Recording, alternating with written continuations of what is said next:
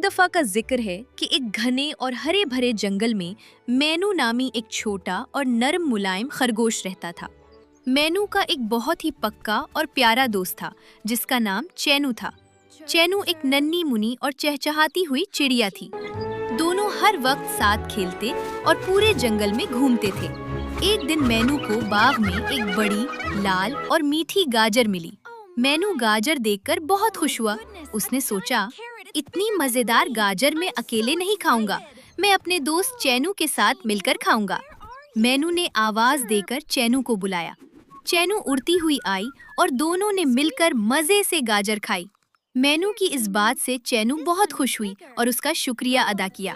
सबक: मिल बांटकर खाने से प्यार बढ़ता है और दोस्ती और भी गहरी हो जाती है। Don't forget to like, share, and subscribe to Sheen Tunes.